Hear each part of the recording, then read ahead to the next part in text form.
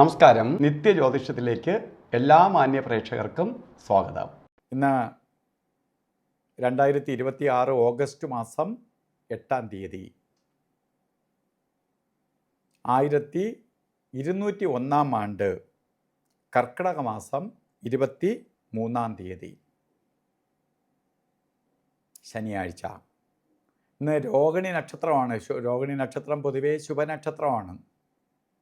രോഹിണി നക്ഷത്രമാണ്. ശനിയാഴ്ചയാണ്. ശനി എന്ന് പറയുമ്പോൾ മന്ദൻ്റെ ദിവസം. അതുകൊണ്ടാണ് ജ്യോതിഷശാസ്ത്രത്തിൽ ശനിയെ മന്ദൻ എന്നാണ് വിശേഷം. അതുകൊണ്ടാണ് മാ എന്ന അക്ഷരം കൊണ്ട് നമ്മൾ ഗ്രഹനില വരയ്ക്കുമ്പോൾ മാ എന്ന അക്ഷരം കൊണ്ട് തകരണം. മാ എന്നല്ല മാ. അപ്പോൾ എന്തുകൊണ്ടെന്ന് വെച്ചാൽ ശനി പതുക്കെ സഞ്ചരിക്കുന്നവൻ ശനി പതുക്കെ പോവുള്ളൂ. അപ്പോൾ ഇന്നത്തെ ദിവസം നമ്മൾ എത്ര സ്പീഡിൽ ഓടിയാലും പതുക്കെ പോവുള്ളൂ. അത് മനസ്സിലാക്കി വേണം പോകണം. ശനിയുടെ മന്ദത ഉണ്ടാവും, പോകുന്നത് ഈസി ആയിട്ട് നടക്കൂല എന്ന് മനസ്സിലാക്കി വേണം ഇന്നത്തെ ദിവസം മുന്നോട്ട് പോകാൻ. അതുപോലെ തന്നെ രോഹിണി നക്ഷത്രം, കർക്കിടക മാസത്തിലെ രോഹിണി നക്ഷത്രം ബർത്ത്ഡേ ആയിട്ട് വന്നിട്ടുള്ളവർക്ക് ഒരു വർഷത്തെ ഫലത്തെയാണ് ചിന്തിക്കേണ്ടത്. വാർഷിക ഫലത്തെ ചിന്തിക്കുമ്പോൾ നമുക്ക് മന്ദത മാത്രമല്ല, പലതരത്തിലുള്ള അസ്വസ്ഥത ഉണ്ടാവും. ശത്രുക്കളുടെ എണ്ണം കൂടും. ശനിയാൾക്ക് ഇഷ്ടമില്ല. അപ്പോൾ ശനി ബാധിക്കുമ്പോൾ എന്തു ചെയ്യും? കലി ബാധിച്ചതുപോലെയാണ്. എല്ലാവരും വെറുക്കപ്പെടും. നല്ലത് ചെയ്താലും നല്ലത് നമ്മളിലേക്ക് വരത്തില്ല. കാരണം നമ്മളിൽ നെഗറ്റീവ് എനർജി നിൽക്കുമ്പോൾ നമ്മൾ പോലും അറിയാതെ ഈ അത്യാവശ്യം പോസിറ്റീവ് ഉള്ളവർ അകന്നു പോകും. അപ്പോൾ നമുക്ക് പലതരത്തിലുള്ള സമ്മർദ്ദം ഉണ്ടാവും. കാര്യങ്ങൾ തടസ്സപ്പെടുത്തും. സാമ്പത്തിക നഷ്ടം വരും. രോഗായ ദുരിതങ്ങൾക്കിട വരും. അതുപോലെ മന്ദത. അപ്പോൾ വാഹനം ഓട്ടിക്കുന്നിടത്ത് സൂക്ഷിക്കണം, ആക്സിഡൻ്റ് ഉണ്ടാവും. ഇങ്ങനെ പലതരത്തിലുള്ള ദുരിതങ്ങൾക്കിട വരുത്തും ഈ ഒരു വർഷം. അപ്പോൾ നമുക്കിതിനെ കുറയ്ക്കണം. എന്ത് ഈസി ആയിട്ട് കുറയ്ക്കാൻ പറ്റും? ശാസ്താവിന് ശനിയാഴ്ച നീരാഞ്ജനം കത്തിക്കണം. ശനി വ്രതം നോക്കണം. രാവിലെ ശനിയുടെ പിതാവായ സൂര്യഭഗവാനെ തൊഴണം. അപ്പോൾ ശനിയുടെ ആ ഷെയ്ഡ് മാറുകയും നമ്മളിലേക്ക് പോസിറ്റീവ് എനർജി, പ്രകാശം ലഭിക്കുകയും ചെയ്യും. അപ്പോൾ ഈ തടസ്സങ്ങളിൽ നിന്ന് അതിജീവിച്ച് പോകാൻ സാധിക്കും.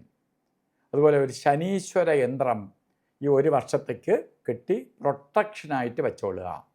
ഇതൊക്കെ ചെയ്തു പോകുമ്പോൾ ശനിയുടെ പിടിയിൽ നിന്ന് നമുക്ക് ഈ ചുരുക്കം ആളുകൾ, അതായത് കർക്കിടക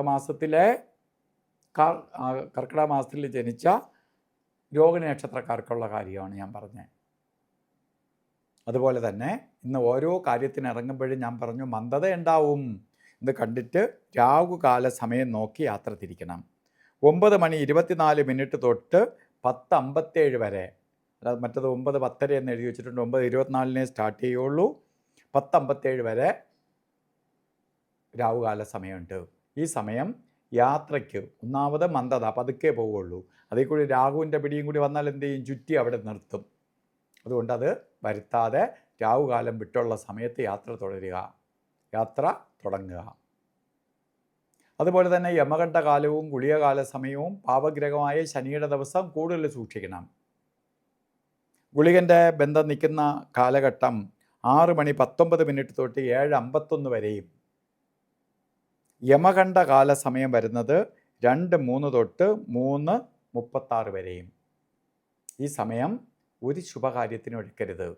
ഇന്ന് നമുക്ക് ചില കാര്യങ്ങൾ ചെയ്തേ തീരുള്ളൂ എന്ന് പറഞ്ഞാൽ ആ സമയം ഒരു ജ്യോതിഷശാസ്ത്രത്തിൽ അഭിജിത്ത് മുഹൂർത്തം, ഒരു പ്രത്യേക കവചം, ഒരു പോസിറ്റീവ് എനർജി നിലനിൽക്കുന്ന സമയമാണ് ശരിക്ക് അഭിജിത്ത് മുഹൂർത്തം.